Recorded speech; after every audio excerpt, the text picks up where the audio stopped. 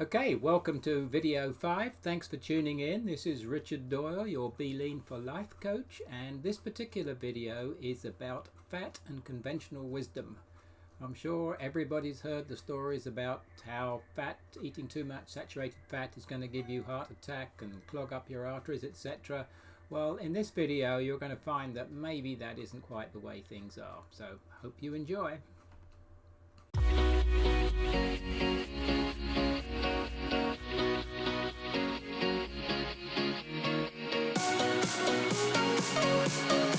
Okay then, let's get started on the video for fat, or saturated fat I should say, and conventional wisdom. I'm a little bit of a rebel and a contrarian, and so when I see something is considered conventional wisdom, the first thing I want to do is to look into it and see how come it's conventional and how did it get that status. The fact that saturated fat, according to conventional wisdom, is going to kill you basically because of the fat in your arteries and your high cholesterol and so on. So that's what conventional wisdom has been saying for the last 50 to 70 years, and everybody tends to think that way. When I talk to people about what I'm eating, they say, oh my goodness, you're eating all that fat, that's going to give you a heart attack. So there we go, that's what conventional wisdom is all about. However, unfortunately, there was a lot of rigged science and the government getting involved in the information that was put out about fat and cholesterol, which eventually became conventional wisdom. So let's look into that. Back in the 20s, heart disease was actually quite rare. So it didn't really get the attention of the population till about 1955, when President Eisenhower actually had a heart attack. And that's when it became something of importance, I suppose you could say, to the population, because everybody was getting concerned about heart attacks and so on. Now, President Eisenhower had a trusted advisor called Ancel Keys. He was a doctor and he did a lot of research, and he decided, or he rather came up with a hypothesis that saturated fat and cholesterol actually was the cause of heart attacks.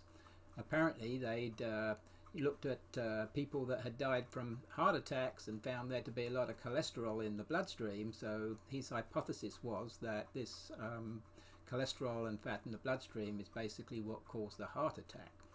So he went off and tried to prove his hypothesis. He actually did a study.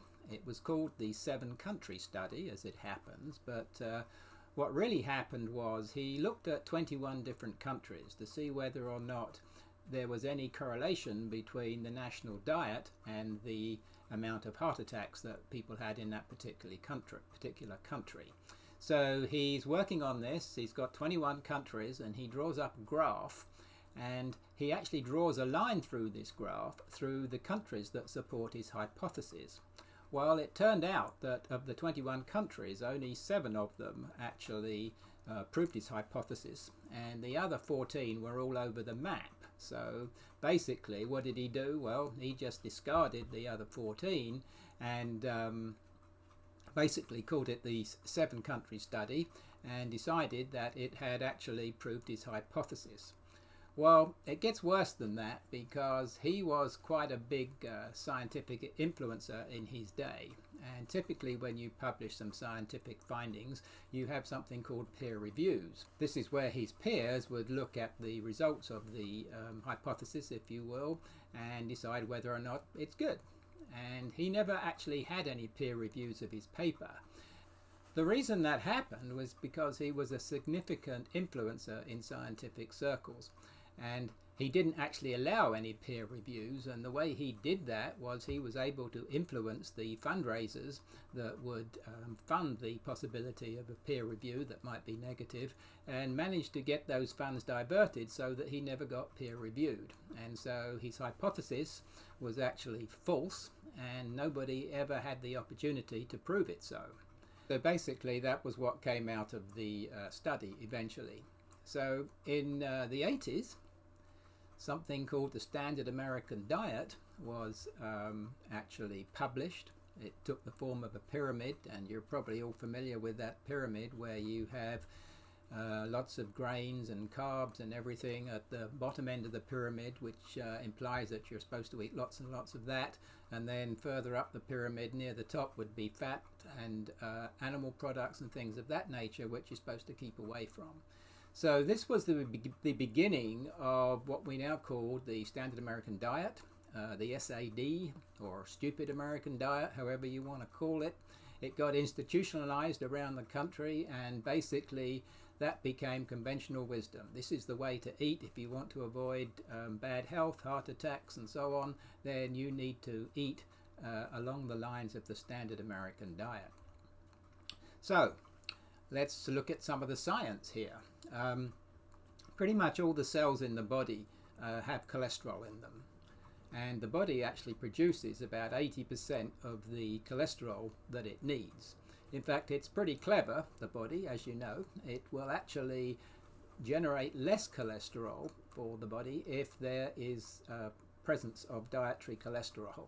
So it turns out that there's no way you can overdose on cholesterol. So that is obviously false to start with. The other issue that we might want to look at there is the cholesterol in the bloodstream. Back in the day, where the science was a little less advanced than it is today, high cholesterol was considered to be a problem, period. We've subsequently learned that cholesterol comes in at least a couple of forms. One would be LDL, which is referred to as the bad cholesterol, and HDL, which is referred to as the good cholesterol. It now turns out that that LDL is broken down into two different types. That would be the fluffy type and the dense type, and it's now proven that the fluffy type of LDL is actually good for you and the dense type is not so good. So the old idea of having a HDL to LDL ratio as a marker really doesn't work. In fact, it really boils down to the fact that as long as your LDL is made up mainly of fluffy components, then everything is good. In fact, as I said earlier, because your body needs so much cholesterol and it produces its own, then there isn't really any issue associated with that. So as the research at the time, they found that there was cholesterol in the bloodstream of people that had died of heart attacks, and so therefore it must be the cause. But of course there's cholesterol in the bloodstream. It needs to be there because you've got all these cells requiring it, and the body's producing it at a pretty hefty rate as well. So it goes without saying that there's a lot of cholesterol in the blood. Now then, as we look at more recent information also, we begin to see that carbohydrates are actually the cause of the metabolic diseases that people are dying from, of which heart attack, of course, is one. And it turns out that it's not the fats that cause the problem. It's actually the carbohydrates that cause the problem. But of course, there's a lot of big business and big agriculture and big pharmaceuticals that are on the side of these types of products. So of course, they're still considered to be really healthy. But the reality is that a combination of high fat and high carb, which is what most people end up eating, is probably the lethal one. So let's look at how fats are made up. There is actually three types of fats, really. One is saturated fats. That's the type of fats that you get in animal products. And then you have monounsaturated fats, which are the sort of fats you get in things like olive oil. And then you have polyunsaturated fats, which you get in other types of oils. The ones that would be of concern would be the vegetable oils. I think we all now understand that vegetable oils are nothing to do with vegetables and are actually poisonous, so you have to be careful that you don't get too much of that going into the system.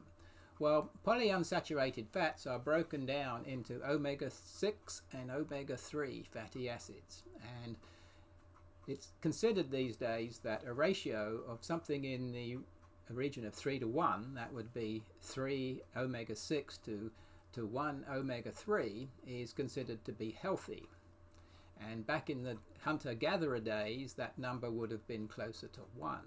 But today, based on eating the standard American diet, the ratio now is closer to 20 to 1, which is totally unhealthy. And so by continuing to eat in the way the government and the scientists had led us to believe was the way to go back in the 50s and 60s is actually killing people. In fact, the epidemic associated with metabolic diseases, especially obesity and diabetes, really started to come into being at about the time the standard American diet was introduced.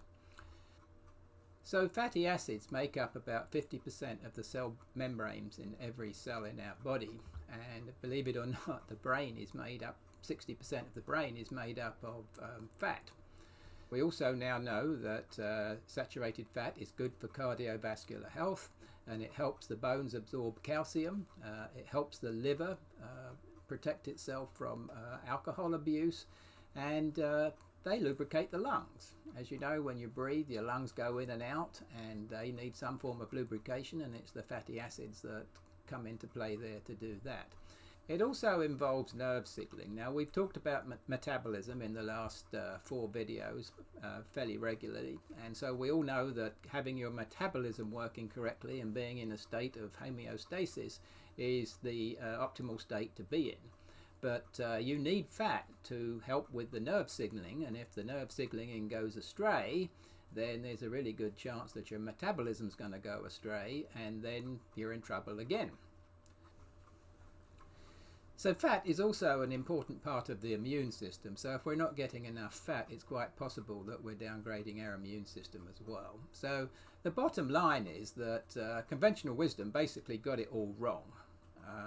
Actually, saturated fat is good for you. Not only that, it's absolutely essential. Cholesterol is something that the body needs in fairly large quantities and is more than capable of producing it for itself, so the dietary input of cholesterol is largely irrelevant. So the problem here is, though, once you get into this kind of mode, as I do, you start to question everything. I mean, there's a lot of things we live by that are considered conventional wisdom, and once you believe that one of those conventional wisdom aspects is totally wrong, you start to think, well, maybe some of the others are too, and you kind of get yourself into a loop and you don't believe anything anymore. But that's something that I have to deal with, and I really don't have a problem with that. So in actual fact, the exact opposite is true. Saturated fats are actually good for you, and carbs, particularly sugar and grains, are very bad for you. So let's see where we stand today then. It seems like a lot of people in their 60s, late 60s, early 70s, start to go down with metabolic diseases. They might be 50 pounds overweight and so on. And so their diet is actually leading them into this situation. And of course, there's a lot of derivation here with the standard American diet that's caused that, because, to be honest, I mean, that's still the standard, even though there's a lot of other diets out there, and ketosis has become a very big nutritional issue.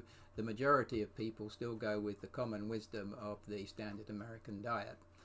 As in all my previous videos, I always have some good news at the end, and the good news here is that we are able to lose weight effortlessly, and we can have higher energy, and we can have our pain levels reduced, and we can be in a state of well-being, or a feeling of well-being, most of the time. And this is based on the type of diet that I work with on my program. So it's true, I am a rebel and a contrarian, and in this particular case it's actually paying off big time. So I'm really glad I am, and I hope that this has raised some questions for you as to whether or not you should be blindly following the standard American diet, or whether maybe you should be thinking about changing your dietary habits, and that's something I can definitely help you with.